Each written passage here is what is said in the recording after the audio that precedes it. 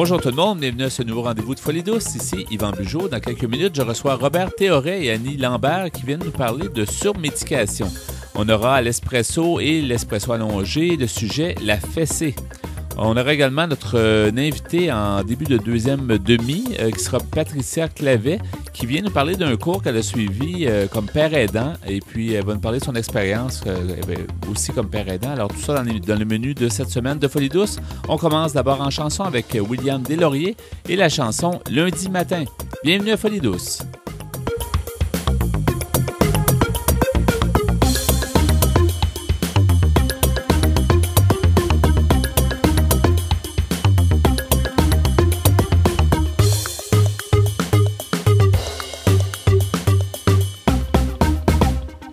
Un autre lundi matin, mon crayon à la main et j'écris encore. Tout seul dans mon appart, les idées filent autant que je m'éparpille. Et tiens, v'là le voisin qui me dit que je joue de la guitare trop fort. Je lui lance un de ses regards en lui disant va donc jouer dehors. Le lendemain matin, des rayons pleins d'amour qui rentrent dans ma tête. Ça fait une mélodie que je retiens à tout coup et qui me fait du bien. Et toc toc, ça frappe à porte.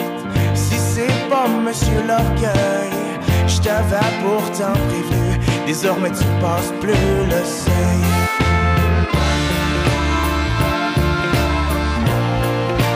Malgré tout ça, j'avance pareil.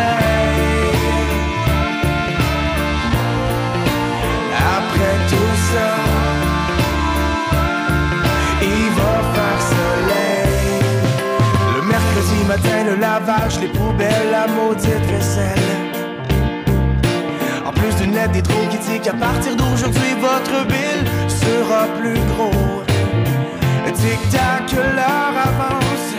Je regarde ma vie et puis je pense à mon ancienne histoire de bec et puis de romance.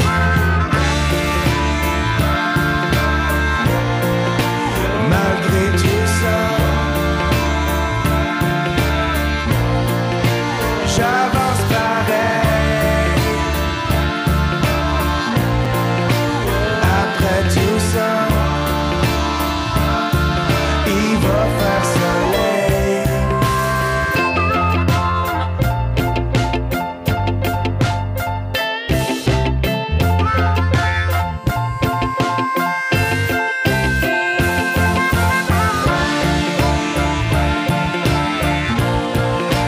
Malgré tout ça, j'avance pareil. Après tout ça, il va faire soleil. Un autre lundi matin, mon crayon à la main et j'écris encore. Tout seul dans mon appart, les idées filent autant que je m'éparpille. Tiens, v'là le voisin et qui me dit que je joue de la guitare trop fort. Je lui lance un de ses regards en lui disant va-t'en jouer dehors. Que vous soyez au boulot ou dans l'auto, en moto ou à vélo, en manteau ou en speedo, vous écoutez Folie douce. J'ai le plaisir d'accueillir mes prochains invités qui sont Robert Théoret et Annie Lambert. Bonjour à vous deux. Bonjour. Bonjour, bienvenue à l'émission Folie douce. Monsieur Théoret, vous êtes donc responsable à l'action politique au regroupement des ressources en santé mentale du Québec. Et Mme Lambert, vous êtes membre du conseil d'administration, donc cet organisme-là. J'aimerais ça qu'on va parler aujourd'hui de surmédicamentation, le sujet qu'on va parler durant cet entretien. Mais j'aimerais qu'on situe qu'est-ce que fait le regroupement des ressources en santé mentale du Québec, depuis quand c'est fondé. D'abord, précisons que c'est le regroupement des ressources alternatives en santé mentale du Québec. Le mot alternatif prend tout son sens. C'est toujours en force. Je pense que l'alternative a toujours sa place et a toujours c'est même bienvenu. Que l'alternative a plus que jamais. Plus que jamais. On regroupe à peu près une centaine d'organismes, là, soit membres réguliers ou membres affiliés à l'intérieur du regroupement. Le regroupement a fêté son 30e anniversaire en 2013, à l'automne 2013. Et on a fait le point un peu là où on était rendu. Faut dire que les ressources alternatives sont nées, je dirais, dans les premières vagues de la désinstitutionnalisation. Quand on a sorti les gens des asiles psychiatriques, c'est ces gens-là qui ont créé les premières ressources en santé mentale. C'est pas des spécialistes, c'est pas des professionnels qui ont créé ces ressources-là. C'est les gens du milieu. C'est les gens du milieu sur différents axes. Le premier axe, c'était faire reconnaître leurs droits puis promouvoir leurs droits. Le deuxième axe, c'était de développer des approches et des pratiques différentes de ce qu'ils avaient connu. Donc, différentes de la psychiatrie traditionnelle qui était pratiquée, différente de la médicalisation de leurs problèmes ou de leur rapport aux médicaments. Fait que les pratiques se sont développées, les pratiques à l'intérieur des membres du regroupement se sont développées un peu autour de ces axes-là. Aujourd'hui, ça prend différentes formes.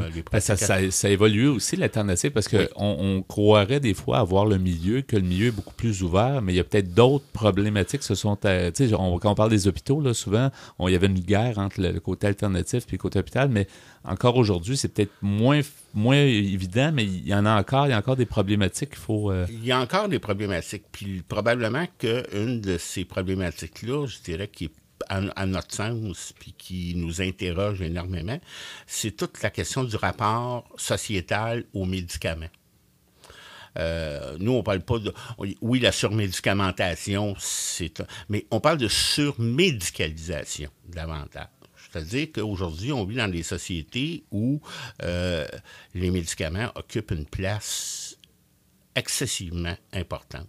Juste pour vous donner des exemples, là, si on regarde les antidépresseurs, le nombre total de prescriptions d'antidépresseurs, là, on est passé de 3,2 millions à 14,5 millions de prescriptions d'antidépresseurs de 1981 à 2000. Dans le territoire de... Au Québec. Au Québec. Au Canada, pardon. Oui, au Canada, c'est les chiffres au Canada. Mais au Québec, on est passé, le coût des prescriptions est passé de 9,85 en 81 à 37,44 en 2000. Ça constitue une augmentation de coût là, de 2,7 milliards. Ça n'a pas suivi, on ne peut pas dire que ça a suivi la courbe de l'augmentation des prix. Et c'est certain qu'il y a une augmentation depuis 80, mais c'est quand même excessif. Là. Puis quand on regarde les données, en 2011, des données beaucoup plus récentes, en 2011, selon l'IMS Brogan, là, qui est une des firmes qui suit, je dirais, la courbe de la consommation de médicaments, font état d'un nombre record de 14,2 millions d'ordonnances remplies par les pharmaciens québécois. C'est 1 million de plus qu'en 2010. Ouais. Qu'est-ce que... C'est énorme. C'est faramineux comme augmentation. Ça fait en sorte qu'il y a de plus en plus de gens qui consomment des médicaments. Puis dans le monde de la santé mentale, c'est particulièrement vrai. Et ça coûte une fortune à l'État québécois en pleine période où on nous prêche l'austérité. Oui. Alors qu'on devrait trouver peut-être des moyens, je sais, alternatifs pour diminuer la facture, justement, à Mme Lambert, sur le sujet. Là, on en consomme trop. Puis... Mais c'est ça, on parlait un peu tantôt de la désinstitutionnalisation. La désince. La désince. Okay. On va s'entendre. On va s'entendre sur le mot. De la désince, un des facteurs qui a fait ça, c'est l'arrivée de la médication. Tu sais. On parlait plus de contention physique, on parlait de contention chimique. Fait que dans l'histoire de la santé mentale, en partant, la médication a toujours pris une place. Ouais. Là, quand on regarde comment le DSM-5, le DSM étant ce qu'on appelle la Bible des médicaments qui est Non, pas des médicaments, des psychiatres. Des psychiatres, c'est ça, des problématiques, effectivement. En fait, c'est un rassemblement de symptômes auxquels on donne un nom, mais c'est rien de biomédical. On s'entend, c'est des comportements observables qui durent sur une période de temps. Puis là, ils donnent un nom, et à ce nom-là est associé à une médication. Ouais. Bon, quand on regarde tout ce qu'ils ont ajouté là-dedans, on dit non à 3 ans, c'est plus rendu qu'on est en train de développer notre affirmation, c'est qu'on a un trouble de l'opposition On a comme multiplié le nombre de diagnostics, c'est ça, hein, dans le DSM, qui est récent, c'est une mise à jour qui est récente, là, c'est une mise à jour DSM-5. qui date de 2013. Ouais. Puis Effectivement. ça va, les gens vont vivre là-dessus pour plusieurs années en principe, donc c'est quand même problématique. Et ça va en augmentant tout le temps. Le premier DSM avait, je pense, répertorié une quarantaine de problématiques. On est rendu à quelques centaines, 400 ou 500 problématiques. Quand le regroupement fait, j'imagine que vous l'avez déjà fait, quand vous faites des représentations, puis vous dites, pourquoi vous parlez au gouvernement, vous leur dites, la médication, ça vous intéresserait-tu peut-être d'y voir? J'imagine qu'il y a eu des représentations qui ont été faites. Qu'est-ce qu'on vous fait répondre comme regroupement? Là? En fait, le discours que nous autres, on dit, c'est pas arrêtez pas vos médications. On dit pas qu'on est contre la médication. Ce qu'on déplore, c'est qu'à tout problème, même problèmes sociaux, même problème normal de la vie quotidienne, on a un deuil, on a une perte d'emploi, ce qu'on nous propose, c'est une médication. Une pilule, toujours. C'est là où ça devient problématique. Mais avez-vous mettons, proposé au gouvernement de dire, on parlait tantôt de coûts, là, comment on peut faire... On a fait, écoutez, il y a d'énormes représentations, puis pas juste par nous, par différents acteurs du milieu de la santé qui ont fait des représentations. Je prends comme exemple le rapport du commissaire à la santé et au bien-être qui est paru à la fin de 2012. Dans ce rapport-là, le commissaire notait que les gens lui avaient souligné que les personnes utilisatrices, les personnes qui ont des problèmes de santé mentale ou qui en ont eu, les intervenants sociaux avaient noté que la médication était devenue la principale, sinon le seul moyen de traitement. Et le commissaire, après avoir, puis je dirais, l'exercice du commissaire a duré à peu près pas loin d'1 an et demi, à peu près, de consultation à différents niveaux. Et le commissaire, lui, dit, écoutez, on devrait rendre la psychothérapie davantage accessible à la population. Ce à quoi c'était, je dirais, il y avait des exercices qui avaient été menés par l'ancien gouvernement. Aujourd'hui, qu'est-ce qui va arriver avec ça, là? Le ministre actuel s'est pas prononcé sur cette question-là. C'est toujours flou, un peu les recommandations. C'est toujours, très flou. C'est des vieux pieux? C'est ça. Ce qu'on dit. Et ça confirme, je dirais, une étude américaine qui avait été une enquête où on avait demandé des gens qui subissaient une dépression, qui vivaient une dépression, on ne subit pas une dépression de la vie, qui vivaient une dépression, s'il y avait le choix entre des antidépresseurs ou une psychothérapie, qu'est-ce qu'ils choisiraient? Dans 60% des cas, les gens disaient on voudrait avoir une psychothérapie. Le problème, c'est que la médication est beaucoup plus accessible que la psychothérapie. Fait que là, c'est à défaut de d'autres choses, les gens puis les médecins se replient sur la médication. Mais plus et les gagnants, c'est les compagnies pharmaceutiques. Elle est plus accessible parce que quoi? Il manque de disponibilité pour de la psychothérapie ou c'est plus coûteux? Ou parce qu'il n'y a pas de ressources dans le réseau présentement pour ça. Pas suffisamment de ressources. Pourrait prendre en charge beaucoup de personnes. Écoutez, c'est des mois d'attente.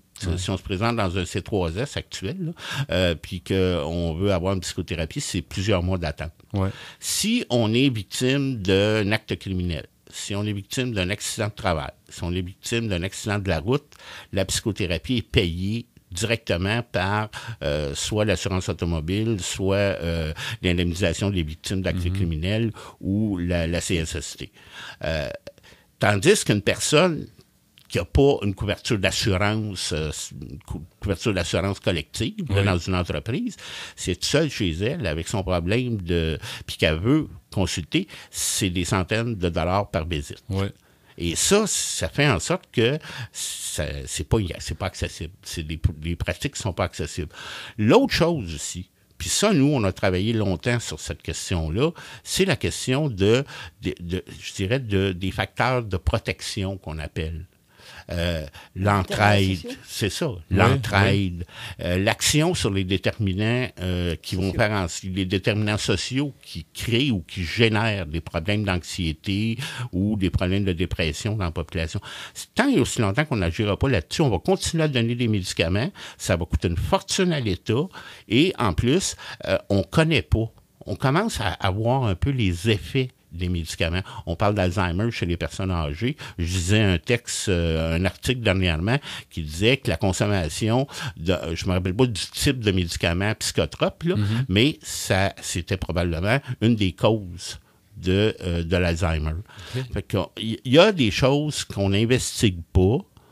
Il faut avoir un positionnement politique par rapport à la médication. Votre idée est bonne, des actions, tu sais, si ça peut aider 15% des personnes d'avoir quelque chose qui va agir sur les déterminants, sur quelque chose qui va agir pour réduire le stress d'une personne, qui va réduire, si on peut sauver 10% de gens qui vont pas se mettre à avoir plus de médication, c'est déjà gagné. Là, puis quand on parle de surmédicalisation ou de surmédicamentation, c'est parce qu'on prescrit des médicaments pour des problèmes qui sont pas des problèmes médicaux. Ouais. Si on prescrit des médicaments aussi pour contrecarrer les effets secondaires de certains autres médicaments. Et ça existe encore aujourd'hui. On nous dit souvent que les médicaments ont de moins en moins d'effets secondaires. Mais on a rencontré quelqu'un il y a 2 semaines, on était en Gaspésie, on a rencontré quelqu'un il y a 2 semaines qui nous disait qu'il consommait 7 médicaments par jour. Il prenait 7 médicaments. C'est pas rien. En santé mentale. C'est courant. C'est encore courant. Moi, on était sur l'impression, ce qu'on semble dire, c'est que les médicaments sont plus ciblés, sont moins avec des effets secondaires. Non, pas du tout. Écoutez, aussitôt qu'ils se rendent compte qu'il y a un recours collectif contre tel médicament, là, les patients sont un peu plus résistants à le prendre. Il y a un nouveau médicament, un nouveau nom qui apparaît, qui, lui, il est génial, c'est la dernière molécule. Là, fait, tout le temps, ils vont tout le temps nous avoir avec autre chose qui a autant d'effets secondaires, autant de problèmes. Puis les gagnants, c'est les compagnies pharmaceutiques en bout de ligne. Oui. Nous, on veut qu'il se développe un mouvement qui critique ça, parce que les prochaines victimes, puis ça, j'aimerais ça qu'on en parle éventuellement, c'est les enfants. Oui, c'est vrai. J'aurais pu vous donner des données là, scandaleuses sur la prescription de Ritalin, de Concerta, là, aux enfants. Ouais. Et il n'est pas rare aujourd'hui que les enfants prennent 2 médicaments avant d'aller à l'école. Ça, c'est quelque chose. Et ça, je dirais ça, c'est un scandale. Il reste très peu de temps. Effectivement, c'est un sujet que ce serait intéressant d'y revenir, mais il reste très peu de temps. Est-ce qu'on peut donner l'information, les gens qui veulent en savoir plus? J'imagine que vous avez certaines données sur le site web. On a des données, on a des publications. Depuis 2 ans, on publie un journal lors de la Journée mondiale de la santé mentale. Oui. Ces publications-là sont disponibles sur notre site Internet, www.rrasmq.com. Et les gens peuvent nous appeler en tout temps au 523 7919 dans le 514 Parfait. À Montréal. Merci beaucoup, Robert Théoret et Annie Lambert d'avoir été des nôtres, donc du regroupement des ressources alternatives en santé mentale du Québec. Merci beaucoup. Merci. Et bonne journée. Merci. Au revoir.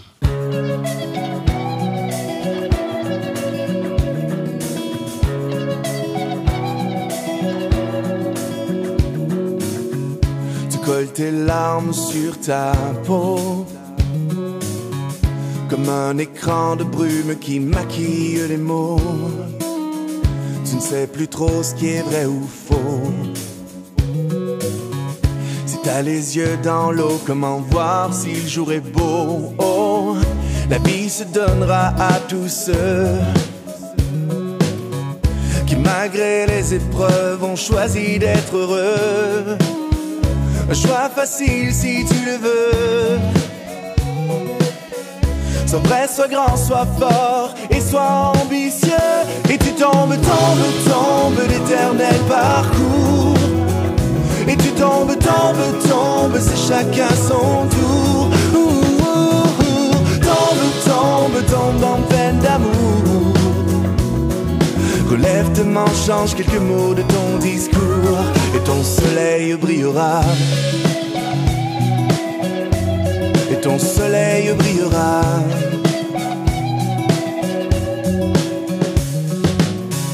La terre refroidit chaque seconde. Et tu la cherches dans tes 4 coins du monde. L'été s'efface, tout devient sombre. C'est elle l'automne et toi, la feuille qui tombe. Et tu tombes l'éternel parcours. Et tu tombes, c'est chacun son tour. Tombe en peine d'amour. Relève tes mains, change quelques mots de ton discours, et ton soleil brillera. Et ton soleil brillera. Et ton soleil brillera.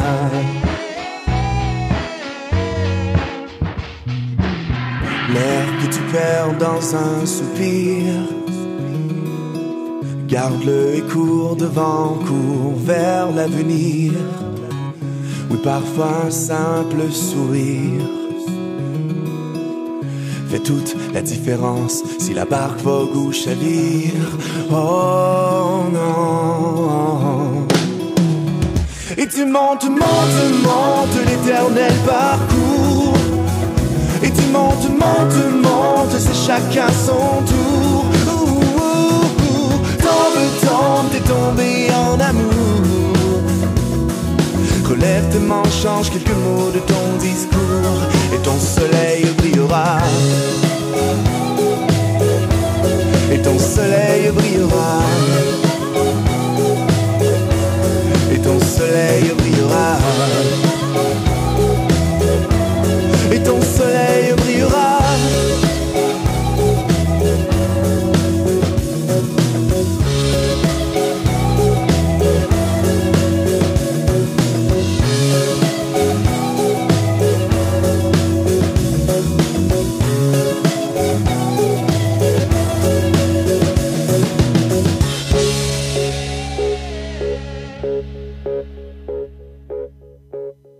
Si vous voulez participer à Folie douce, si vous avez des suggestions, vous pouvez nous téléphoner à notre boîte vocale au 514-990-9604, le 514-990-9604.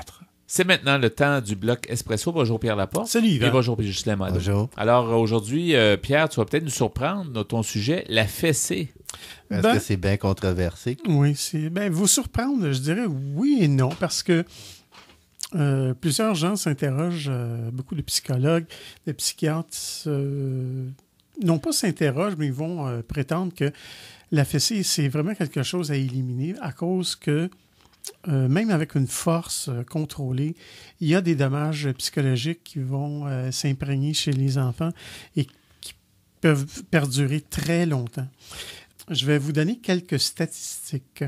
Encore de nos jours, on estime à 50% le nombre de parents nord-américains qui donnent la fessée à leurs enfants. Selon une ancienne loi, c'est la responsabilité du parent de discipliner physiquement son enfant. Cependant, selon une revue qui s'appelle Parenting, sur parenting.com, ça s'appelle le Canadian Medical Association Journal, espère que cette loi vieille de 120 ans soit changée d'ici peu. Et l'éditeur en chef de cette revue, John Fletcher, a fait paraître un éditorial intitulé Éducation parentale positive sans châtiment physique.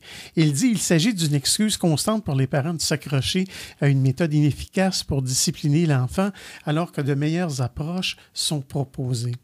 Au Canada, c'est 50% des parents qui donnent encore la fessée aux enfants, alors qu'aux États-Unis, 70% des mères avouent avoir utilisé la discipline physique au moins une fois. Cela va pourtant à l'encontre de l'American Academy of Pediatrics, qui s'y oppose catégoriquement. Et au-delà du territoire nord-américain, plus de 30 pays ont interdit les châtiments corporels à la maison. Fletcher affirme que l'on doit interdire carrément cette pratique.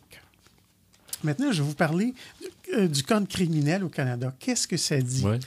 On en a déjà parlé souvent dans l'actualité il y a quelques années. L'article 43 du code criminel dit ceci. Tout instituteur, père ou mère ou toute personne qui remplace le père ou la mère est autorisé à employer la force pour corriger un élève ou un enfant selon le cas confié à ses soins, pourvu que la force ne dépasse pas la mesure raisonnable dans les circonstances.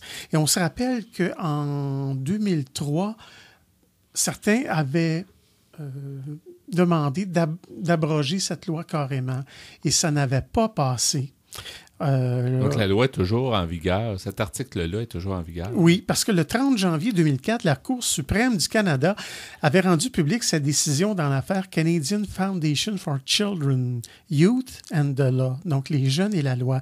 Elle devait déterminer si l'article 43 du Code était inconstitutionnel et 6 des 9 juges ont conclu que le texte de loi ne violait pas la charte et qu'il ne portait pas atteinte ni aux droits des enfants, ni à la sécurité ou à l'égalité, ni à leur droit d'être protégés contre des traitements ou des peines cruelles ou inhabituelles. Ouais. C'est la notion de force appropriée. Ça peut être très élastique Ça peut être et large. interprété. Ouais. Ça peut être très élastique, en effet, mais plusieurs psychiatres disent que même avec une force modérée, comme je le disais tantôt, ça peut être néfaste pour les enfants. Maintenant, les Nations unies s'en sont mêlés. Le Comité des droits de l'enfant, organe de contrôle de la Convention des Nations unies relative aux droits de l'enfant, a souligné que les droits de l'homme exigent l'élimination de tout châtiment corporel, même léger, et de tout autre châtiment cruel et dégradant. Dans une observation générale parue en 2006, le comité définit les châtiments corporels ou physiques de la manière suivante. On dit tout châtiment impliquant l'usage de la force physique visant à infliger un certain degré de douleur ou de désagrément, aussi léger soit-il. La plupart de ces châtiments donnent lieu à l'administration d'un coup, qu'on appelle une tape, une gifle, une fessée à un enfant avec la main ou à l'aide d'un instrument. Parce que ça peut aller loin. Hein. On peut utiliser parfois le fouet, la baguette, la ceinture, les chaussures, les cuillères de bois, etc. La règle. La règle, oui, la fameuse règle, oui. On dit en outre, certaines formes non physiques de violence sont également cruelles et dégradantes et donc incompatibles avec la Convention. Tel est le cas pour les châtiments tentant à rabaisser, à humilier, à dénigrer, à prendre pour bouc émissaire, menacer, ridiculiser ou effrayer l'enfant en créant une ambiance de peur. Là, il y a comme une limite. Là, je me perds un peu entre discipliner un enfant puis être cruel. Là. Je connais pas la... Bien, la cruauté, c'est quand ça va trop loin, c'est quand on fait mal. On peut discipliner sans faire mal aussi. Là. Il y a une façon de discipliner sans... Oui, mais des fois, il faut que tu lèves le ton pareil. Il faut que tu lèves le ton, mais est-ce que tu es obligé de frapper? Non, je parle le niveau psychologique. Ouais. On dit la violence à l'encontre des enfants prend des formes diverses et dépend d'une vaste gamme de facteurs. Pourtant, cette violence reste en grande partie cachée pour nombre de raisons, dont la peur de parler. On va poursuivre au prochain. De toute façon, à l'Espresso allongé un peu plus tard dans l'émission, Pierre. C'est la fessée. Alors, demeurez des nôtres à l'émission Folie douce.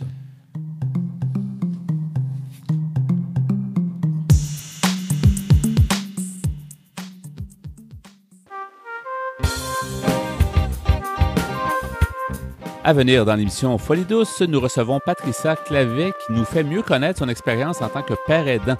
Madame Clavet nous renseigne aussi sur le cours de formation qui aide les gens à devenir père aidant. À l'Espresso allongé, nous poursuivons sur le sujet de la fessée. Nous vous ferons aussi entendre les chansons L'usine de Richard Séguin et Crime parfait de Alexandre Désilet.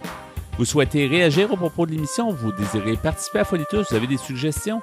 Écrivez-nous par courriel à l'adresse folidouce@antenne.qc.ca ou téléphonez-nous au 514-990-9604. Vous écoutez Folie douce, l'émission hebdomadaire qui démystifie les problématiques de santé mentale depuis plus de 20 ans. De retour au micro dans quelques instants.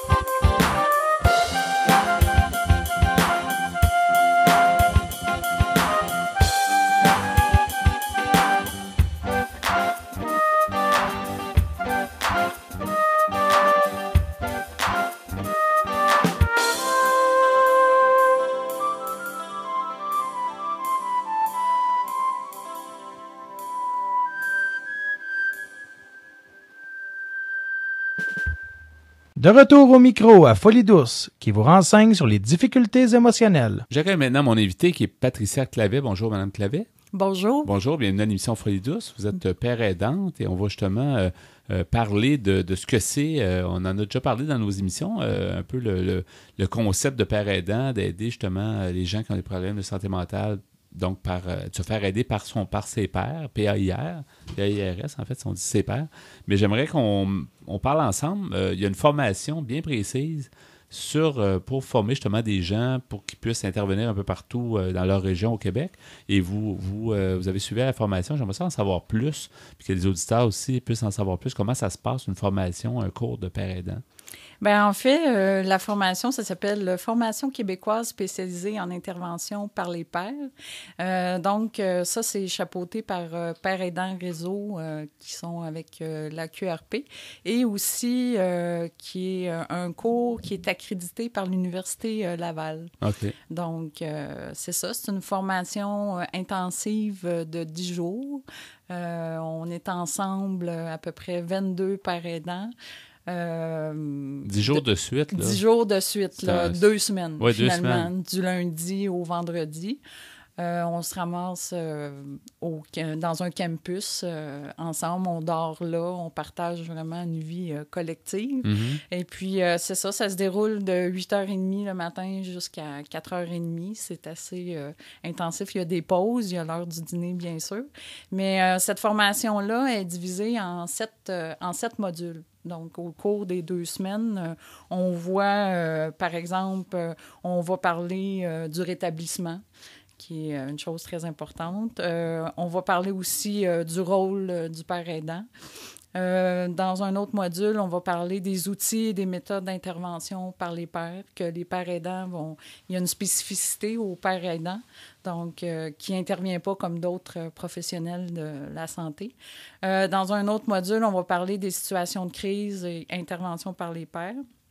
Aussi, on va parler des principaux troubles mentaux et gestion des symptômes, mais un survol quand même. Aussi, on va parler des droits, la confidentialité et l'éthique qu'un père aidant doit avoir dans son travail. Et finalement, on va parler de l'intégration au travail du père aidant puis des mesures de soutien que l'équipe doit apporter au père aidant quand il intègre un nouveau travail. Oui. Quelles sont les conditions pour qu'une personne devienne père aidant et suive la formation? Est-ce qu'il y a une présélection? Est-ce qu'il y a des critères pour... Bien, en fait, il y a une présélection qui se fait. Ça se passe par un pré-test écrit.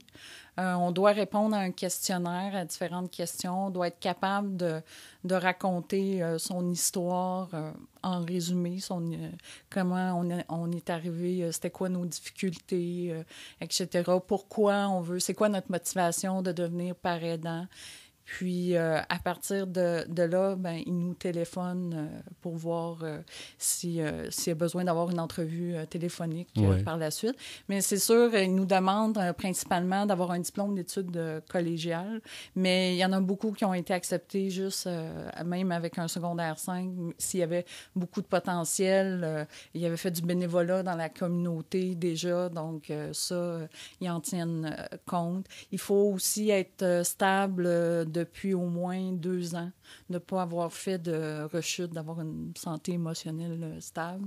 Donc, c'est principalement les critères. Et qu'est-ce qui fait qu'on veut devenir justement père aidant? On parlait dans le questionnaire, c'est la motivation, pourquoi vous voulez faire ça. Donc, pourquoi on veut être père aidant? On a souvent vécu, il y a longtemps ou plus récemment, des problèmes de santé mentale. On s'en est sorti, on s'est rétabli, on est stable. Mais pourquoi on veut aider peut-être les autres personnes?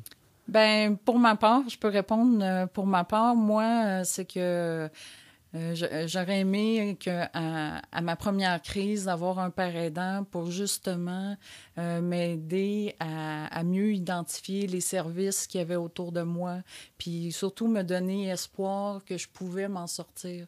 Fait que c'est une chose que j'ai répondu, moi, sur mon questionnaire, que j'aurais aimé avoir la présence d'un père aidant, puis j'en connaissais pas, puis il n'y en avait pas. Là. C'est assez récent, disons, le mouvement. Là, ça fait peut-être Quelques années seulement. Ben quelques années. Si on parle, par exemple, de Luc Vigneault, qu'on connaît bien comme père aidant, et comme je pense à une autre père aidante qui, elle, travaille depuis 6 ans à la même institution.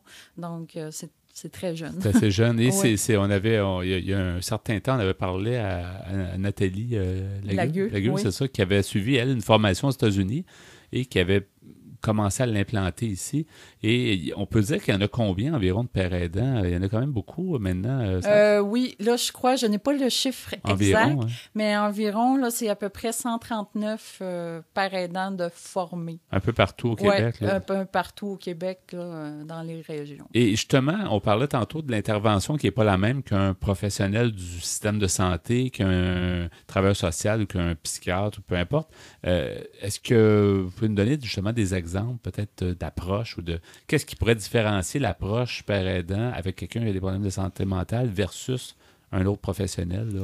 Bien, premièrement, le père aidant, il va utiliser son histoire personnelle, son histoire pour redonner l'espoir. Il va s'auto-divulguer, ce qu'un autre professionnel de la santé ne fera pas nécessairement. Parce que nous, on a un vécu commun avec la personne, donc on peut l'aider. C'est sûr, il faut utiliser ça de manière judicieuse. On ne va pas tout raconter, mais on va raconter ce qui est vraiment pertinent. Puis aussi, ben, on va aider la personne... à l'écouter beaucoup. Oui, c'est ça. C'est sûr qu'une des premières, on va l'aider à travers... nous, on fonctionne avec les 5 étapes de rétablissement. Donc, on va aider la personne à cheminer à travers les étapes de rétablissement pour justement qu'elle puisse... on va servir aussi de modèle de motivation, d'inspiration... Donc, déjà, en partant de mentionner, c'est le sens même, dans le fond, de père aidant. Dans le fond, tu dis à la personne, moi aussi, je suis passé à travers différentes difficultés. Fait que ça établit tout de suite une confiance. C'est ça qui est assez fort dans l'approche. Oui, c'est assez fort. Puis en même temps, c'est sûr que des fois, ça peut être difficile parce qu'on a comme un double rôle, tu sais. On est intervenant père aidant, puis en même temps, on est une personne qui a vécu un trouble en santé mentale. Donc, des fois, c'est pas toujours évident, mais on apprend dans la formation, ils nous mettent bien des mises en situation, donc c'est intéressant. S'il se passe telle chose, on agit comment? On agit comment, puis même, là, j'en ai pas parlé au début de l'entrevue, mais ce que je voulais dire aussi, c'est qu'on a un examen écrit, puis on a un examen oral, donc aussi, ils nous demandent d'expliquer les mises en situation, puis qu'est-ce qu'on ferait, à quelle étape la personne est rendue dans son cheminement, puis qu'est-ce qu'on ferait avec elle. Et est-ce que pour les pères aidants qui sont formés, on disait tantôt, il y a plus de 139 personnes, est-ce qu'il y a un genre de suivi, parce que ça évolue aussi peut-être les approches, est-ce que vous avez comme un genre un organe d'information qui fait que vous avez peut-être une espèce de lien d'information, tu sais, qui vous suit? Oui, mais on a le père aidant réseau, donc qui nous suit puis qui nous soutient. Il y a beaucoup d'entraide entre les pairs, donc ça va se faire beaucoup en région. Comme par exemple à Québec, ils vont avoir leur communauté de pratique qui se rencontrent régulièrement 1 fois par mois. À Montréal, nous, on vient de débuter, nous aussi, notre communauté de pratique. Donc, on se rencontre, puis on échange. Tu sais, ça nous permet d'évoluer. Et de s'inspirer l'un l'autre. Oui, d'avoir des de bons s'inspirer un et l'autre. Ouais. On parlait tantôt, vous parliez, Patricia, des 5 étapes de rétablissement. Est-ce qu'on peut facilement les nommer? Est-ce que ça se nomme facilement? C'est un peu comme 5 niveaux qu'on doit faire pour s'aider à se rétablir? Ou Oui, là, tout par cœur, mais environ, environ, il y en a 5. Dans la première étape, on est comme dans le choc et dans le déni. Donc, c'est ça. Dans la deuxième étape, bien, on voit que on commence peut-être à voir, il y a peut-être un peu d'espoir, mais tu sais, on ne sait pas trop. Dans la troisième étape, on veut faire quelque chose, mais on sait pas trop comment s'y prendre. On sait pas trop comment. Ouais. Vers les 4e et 5e étapes, 4e étape, ben c'est ça, on veut aller dans l'action, mais il nous manque encore des ressources, donc pour accomplir ce qu'on veut faire. Puis dans la 5e étape, ben là, on est vraiment plus dans l'action vers le changement et la responsabilisation. Oui. Plusieurs personnes nous disent, au courant, quand on a des invités, souvent, on nous dit, quand on veut vraiment se rétablir, il faut accepter, c'est pas être défaitiste, mais accepter qu'on a une problématique, puis qu'on va essayer de faire tout ce qu'on peut pour pouvoir l'apprivoiser ou la surmonter, ou est-ce que c'est un peu l'approche qu'on peut avoir quand vous êtes père aidante, puis vous êtes rétabli, vous êtes bien, donc est-ce que c'est un peu ça première étape de dire j'accepte, je reconnais que j'ai telle problématique, mais qu'est-ce que je peux faire pour aller chercher de l'aide, qu'est-ce que je peux faire, est-ce que c'est une étape que vous avez pu mettre vous-même en place, en pratique? Vous voulez dire, moi, personnellement? Se reconnaître. En fait, reconnaître, est-ce qu'on conseille ça aux gens, de dire, je reconnais que j'ai une problématique, j'ai identifié ma problématique, maintenant, qu'est-ce que je peux faire pour m'en sortir? Oui, puis je pense qu'il est important pour le père aidant, c'est toujours d'être à l'écoute de la personne avec qui il est. Ouais. Parce que des fois, ça peut être long, ce processus-là, de rester à la première étape, d'être dans le choc et déni. Ouais. Ça peut prendre beaucoup de temps. Donc, on ne peut pas faire les choses à la place de la personne, mais on accompagne dans son cheminement. Ouais. Puis on lui fait voir les possibilités qui existent autour d'elle. Et normalement, une ou un père aidant rencontre les personnes à quel rythme, ou est-ce qu'il y a une espèce de moyenne qui s'est établie à travers les différentes approches que... Bien, en fait, ça dépend du milieu de travail du père aidant.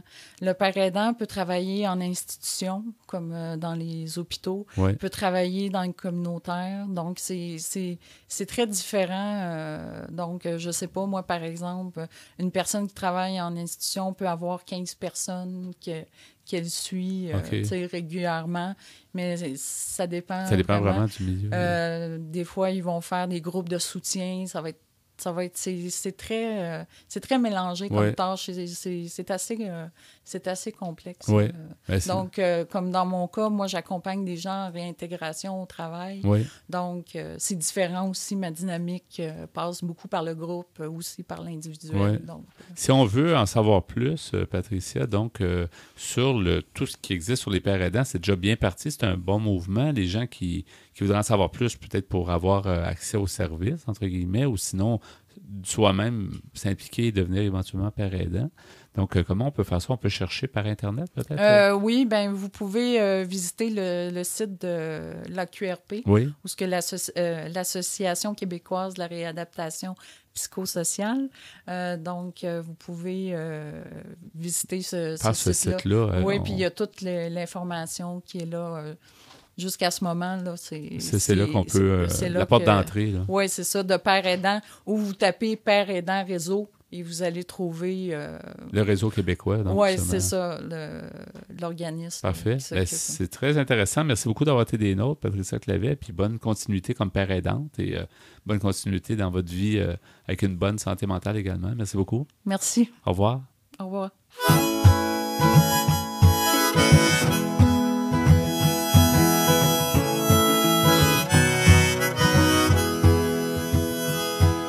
Je travaille dans cette usine-là, ça fait 20 ans que je suis là. Si ça ferme, je sais pas ce qu'on va devenir. Ça fait des mois qu'on nous dit rien, on nous cache tout, faut qu'on endure. Mais ça se fait pas, traiter le monde comme ça. Je vois plus la route, j'écoute tout ce qu'on raconte. Des histoires qui tiennent pas de bout, qui viennent toujours du bout du monde. Encore une belle fin de semaine avant qu'on nous apprenne ça ferme. Encore une belle fin de semaine, fait comme s'il y avait pas de problème. Encore une belle fin de semaine dans la mire du mauvais temps.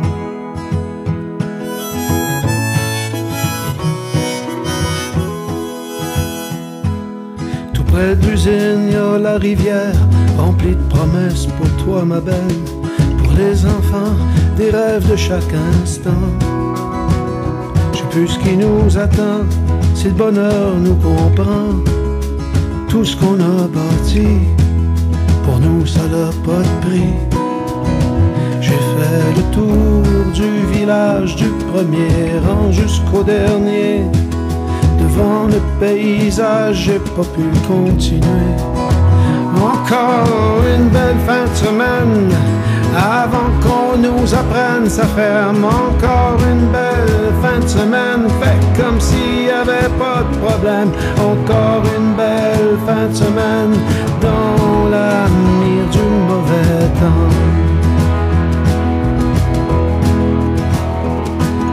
On fait attendre au bout de la ligne une petite musique pour patienter. Pendant que monte la grogne, je sens la terre bouger.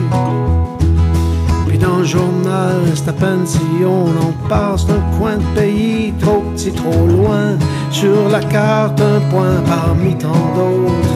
Encore une belle fin de semaine, avant qu'on nous apprenne, ça ferme. Encore une belle fin de semaine, fait comme s'il y avait pas de problème. Encore une belle fin de semaine, dans l'avenir du mauvais temps. Dans l'avenir du mauvais temps.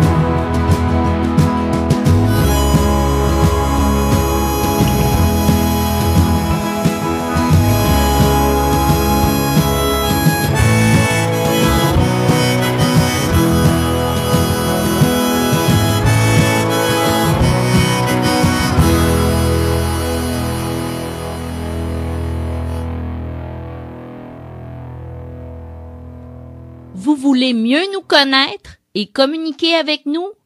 Visitez notre site internet au www.antenne.qc.ca. antenne.qc.ca. Nous poursuivons au micro avec donc l'Espresso allongé. Pierre Laporte, on poursuit sur le sujet sur la fessée que tu as amorcé un peu plus tôt dans l'émission. Je te demande toujours notre présence également. Alors, la fessée... on va te laisser poursuivre sur le sujet. Oui, là, je vous lis quelques passages. Ça peut être un peu controversé jusqu'à un certain point. Oui, comme sujet, hein? oui, c'est controversé, mais je vous lis quelques passages que j'ai trouvés sur l'Internet. J'ai oublié de le mentionner tantôt. Oui. Vous pourrez trouver ceci sur un site qui s'intitule « Violence éducative et maltraitance, les châtiments corporels ». Je vous ai parlé des Nations unies tantôt dans la première partie. Je continue en disant... Souvent, les parents qui devraient protéger leurs enfants restent silencieux si l'acte de violence est commis par un conjoint, un membre de la famille ou un membre influent de la société. On peut se l'imaginer facilement. La peur est intimement liée à la stigmatisation qui entoure souvent le fait de dénoncer la violence, notamment dans les milieux où l'honneur de la famille est placé au-dessus de la sécurité et du bien-être de l'enfant. En particulier, le viol et d'autres formes de violence sexuelle. L'acceptation de la violence par la société constitue aussi un facteur important. Cela durera tant que les enfants et les auteurs de violence pourront accepter la violence physique, sexuelle et psychologique comme quelque chose d'inévitable et de normal. La discipline imposée par châtiment physique et humiliant ainsi que la brutalité et le harcèlement sont souvent perçus comme étant normaux, en particulier lorsqu'il n'en résulte aucune blessure visible ou durable. Ouais. Maintenant, un autre article Internet qui est intitulé « La fessée, punition dangereuse pour nos enfants » sur le site Magic Man. On y dit la pédiatre Edwidge Antier monte au créneau. Son combat, la fessée, ou plutôt son abolition, parce que rien, selon elle, ne justifie de donner une tape à un enfant, parce que les études mettent en avant les séquelles psychologiques de la fessée sur les petits, et enfin parce que sur ce point, nous avons du retard sur nos voisins européens. En Suède en particulier. La pédiatre a déposé un projet de loi pour interdire la fessée et a publié un livre qui s'appelle « L'autorité sans fessée » aux éditions Robert Laffont. Elle dit « La fessée, c'est un terme très mignon. En réalité, la fessée, c'est s'attaquer par derrière à la partie la plus vulnérable de votre enfant. » Elle nous dit, c'est un acte très humiliant qui entraîne une baisse de l'estime de soi, une sensation d'incompréhension et la croyance que quand on est énervé, on a le droit de taper. Résultat, l'enfant va développer ou bien la sournoiserie, soit l'habitude de la soumission ou à l'inverse de la transgression. Rien ne justifie de taper, dit-elle.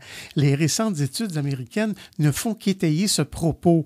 Les enfants qui reçoivent des fessées dès l'âge de 3 ans sont plus agressifs à 5 ans que les autres. Madame Anti continue en disant « La fessée, c'est aussi un peu la nostalgie de notre enfance. Et il est également très difficile de remettre en question ce que nos parents nous ont donné en nous disant, par exemple, tu l'as bien mérité. Pour les parents qui viennent me voir, la fessée est inscrite dans leur schéma neurologique. Ce n'est pas si simple de renier son éducation.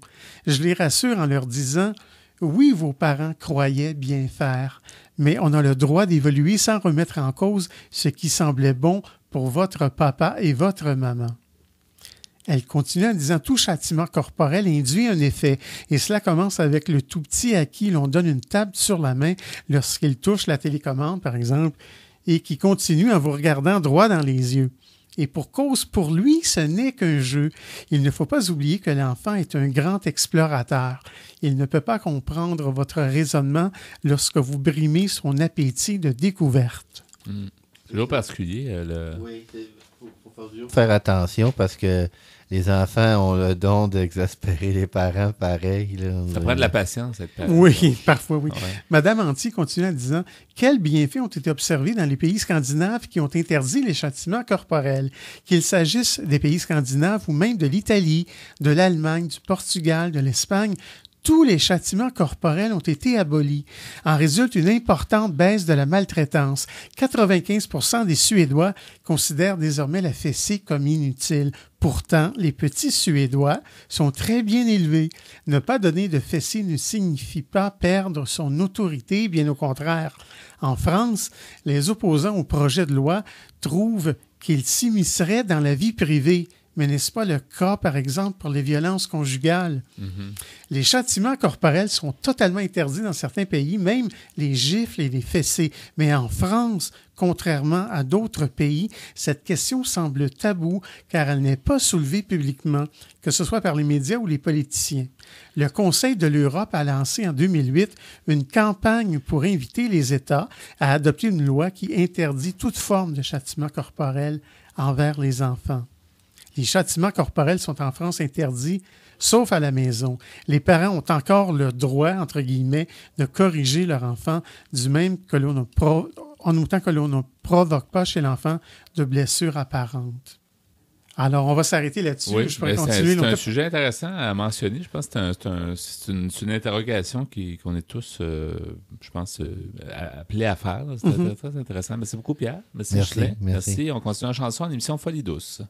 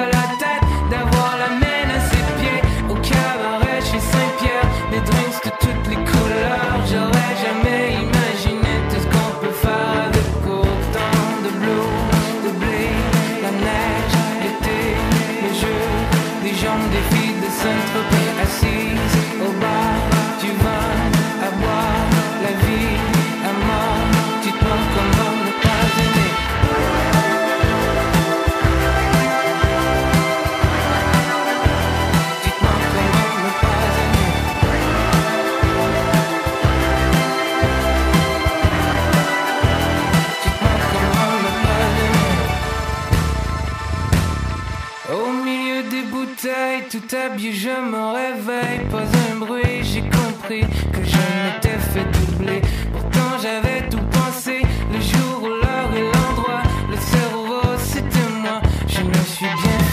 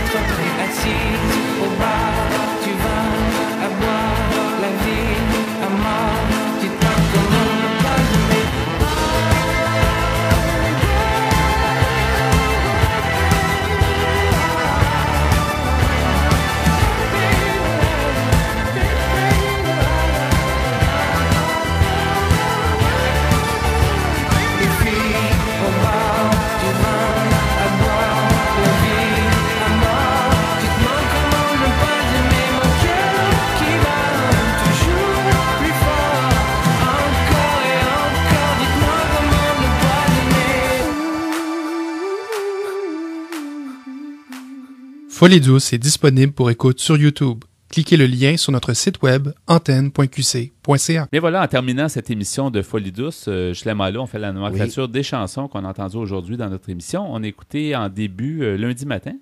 Oui, de William Deslauriers. On a écouté Ton soleil brillera. De Bruno Labrie. On a, dans la deuxième demi, on a pu entendre L'usine. De Richard Séguin, que tout le monde connaît. Oui, bien sûr, et qui n'a plus besoin de présentation. Et à l'instant, on a écouté Crime parfait. De Alexandre Desilets. Ben voilà, merci beaucoup pour votre choix musical. Merci Pierre Laforte à la mise en onde. Bienvenue. Merci beaucoup également pour tes blocs espresso et espresso allongé, où il a été question de la fessée. Alors, ça fesse. Merci beaucoup pour tout ça. Et je remercie nos invités, en fait, Robert Théoret et Annie Lambert, qui nous ont parlé de surmédication. On a eu également Patricia Clavet qui nous a parlé du cours et de son expérience comme père aidant. Alors, c'est des aidants justement qui sont de plus en plus présents dans notre société en santé mentale. Oui. C'est très, très bienvenu. C'est la nouvelle mode. Oui, je vous rappelle que les gens qui veulent nous joindre, justement, on a deux façons, 514-990-9604 par téléphone ou par courriel folidouce@antenne.qc.ca. Merci beaucoup à tout le monde. C'est Yvan Bugeaud à l'animation. Bonne semaine, Pierre. Salut, Yvan. Bonne semaine, Chelin. Bonne semaine. À bientôt. Au revoir.